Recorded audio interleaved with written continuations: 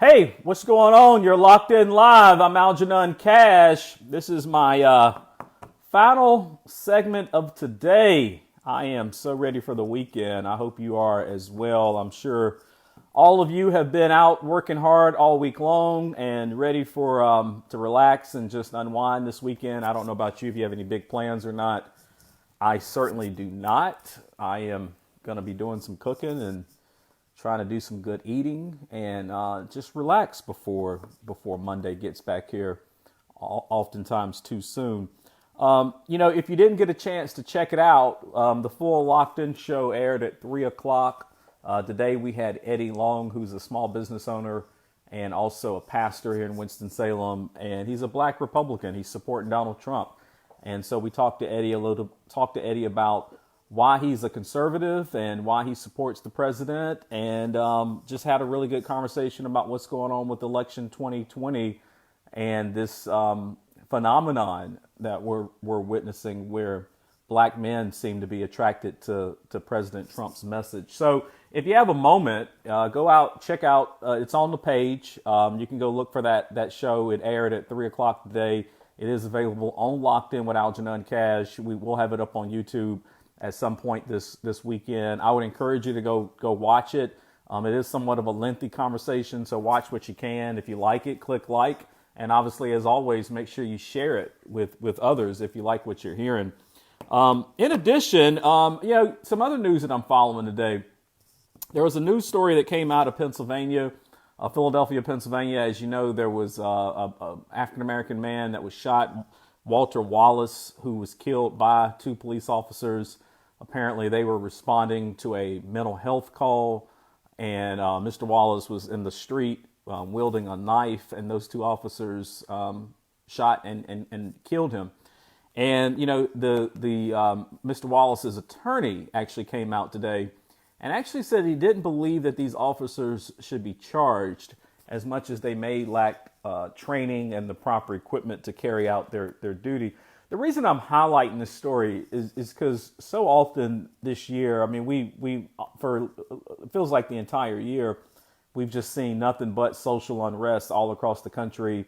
Oftentimes it's connected to some type of police shooting or police brutality, like what we've heard about in Philadelphia. But I've always been someone that continuously says, I just don't think these police officers wake up in the morning and say, hey, let's go to work and figure out how many black people we can kill today or how many black people we can harm today. I just don't think that's the mindset of police officers when they come into work in the morning. So I thought it was really interesting that Walter Wallace's attorney actually came out and said he did not think these officers should be charged, but instead they need more training and access to the right kind of equipment to be able to do their job. Hopefully by this attorney coming out and holding this press conference, hopefully this sort of squashes or reduces some of the violence that we've seen in Philadelphia. Of course, I never have any issue with people practicing their First Amendment right and wanting to be heard and wanting to bring attention to a really important issue. However, I think what we've seen in Philadelphia with the looting and the rioting and the number of people who have gotten harmed in the middle of these protests, that's something that we should never tolerate. So kudos to Mr. Wallace's attorney for coming out, doing what's right, trying to squash some of the violence that we're seeing on our small and large screens. And hopefully we don't have to deal with another issue like this, but I'm sure we will. I'm certain we'll come into contact with another circumstance like this, but hopefully people can take that same approach. Today, I had the pleasure of reading an op-ed in the Carolinian. The Carolinian is actually an 80-year-old newspaper based here in North Carolina. It's a black-owned newspaper, and it's been around for forever, for eight or nine decades. And President Trump actually had an op-ed in the Carolinian talking about some of the things that he's accomplished in his first term for Black America, as well as talking about the Platinum Plan and what his proposals are if he's given a second term. And, not anything that was news breaking that was in the op-ed for sure. But I do think it was remarkable that the president decided to go straight to a black-owned newspaper in order to carry out his closing remarks for Black America. I personally can't recall ever seeing an op-ed in a black-owned newspaper by President Obama. Certainly don't recall ever seeing one in the past 47, 48 years written by Joe Biden in any black-owned newspaper.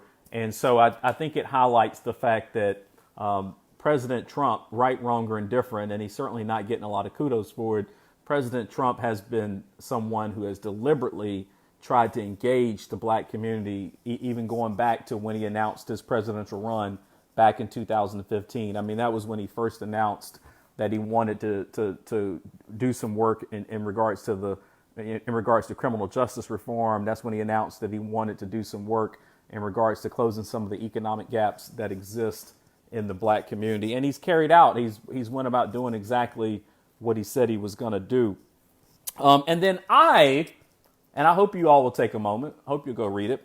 I've got an op-ed that came out today. I know it's already appeared in the News. I think it'll be in the Winston-Salem Chronicle at some point, and there's some other publications that I know are planning to run it.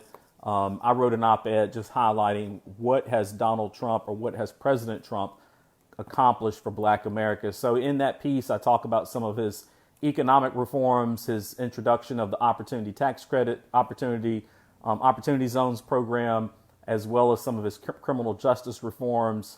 And we talk a little bit about what's going on with HBCUs. So I know there's some myths and there's some facts out there regarding what Trump has actually accomplished. And so I wanted to be able to address that. That op-ed is available now. We will go ahead and post it to the page here shortly, and certainly would encourage you to take a look at it. Again, always, if you like what you read, click like, share it. Even if you don't like it, click like, share it. I need all the support that I can get, so share it even if you don't like it. But that op-ed will be available here shortly on the page. Again, that op-ed was in the News, and it focuses on what has Trump done for Black America.